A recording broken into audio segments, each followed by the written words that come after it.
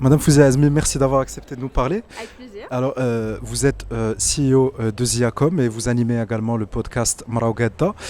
Pour commencer, j'aimerais déjà profiter de votre expertise et pour m'expliquer un petit peu l'état des lieux de surtout la stratégie de digitalisation chez les TPME, les startups également, mais aussi par rapport aux formations que vous donnez en IA. J'aimerais votre vision un petit peu sur le champ actuel. Le champ actuel, c'est très large comme question. Maintenant, aujourd'hui, c'est vrai que l'écosystème est en pleine effervescence. Donc aujourd'hui, effectivement, la partie digitalisation est très importante.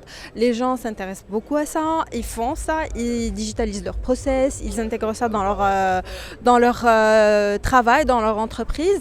Et c'est simplement pour faciliter un petit peu plus le quotidien de chaque entrepreneur.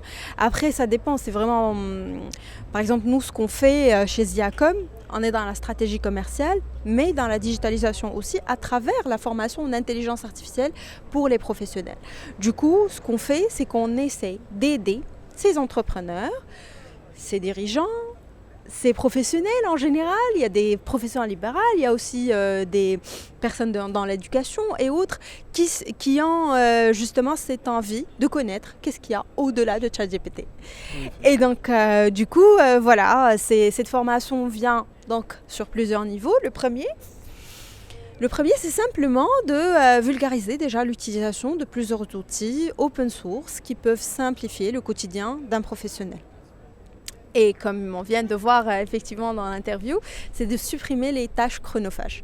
Après, il y a aussi d'autres modules qu'on peut animer et qui peuvent aller jusqu'à le building de votre propre AI agent qui peut vous aider, faire des choses à votre place, même quand vous dormez, lui il travaille. Alors, vous êtes dans le domaine depuis bien longtemps, vous tirez une bonne expérience derrière vous. Est-ce que vous avez remarqué une évolution, une acceptation qui évolue chez les acteurs, surtout les petits acteurs, par rapport à l'inclusion de l'IA, surtout et de la digitalisation dans leur process et dans leur travail? Disons qu'il y a beaucoup de curiosité, oui. Et il y a beaucoup d'intérêt aussi. Les gens sont curieux, ils souhaitent savoir et voir ce qu'ils peuvent faire et qu'est-ce qu'ils peuvent tirer comme avantage de cette nouvelle technologie qui s'installe aujourd'hui dans notre quotidien.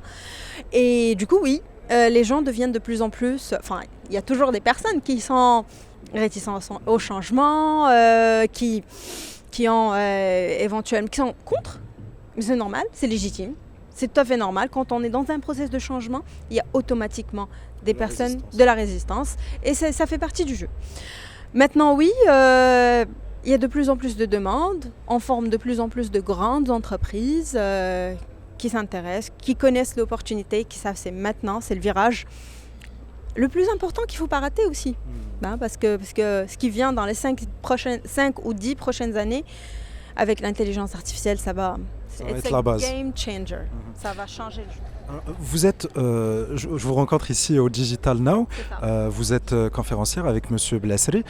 Est-ce que vous pouvez un petit peu me parler de l'intérêt de ce genre d'événement? Qu'est-ce que vous pensez que ça apporte? Et encore une fois, surtout pour les petits joueurs. Eh ben, c'est très intéressant. Aujourd'hui, le Digital Now, il est à sa 5e édition, c'est pas rien. C'est vraiment un très très bon événement auquel on a eu le plaisir d'assister l'année dernière et cette année, d'intervenir, de voir effectivement des acteurs majeurs par rapport à l'écosystème digital. Et j'ai envie de dire que c'est un tournant intéressant chaque année où on retrouve les acteurs, les personnes demandeurs, et c'est aussi très intéressant, mais c'est important aussi d'y être. Merci beaucoup d'avoir accepté de discuter avec nous et je vous souhaite un excellent salon. Merci beaucoup, merci. Merci à vous. Merci à vous.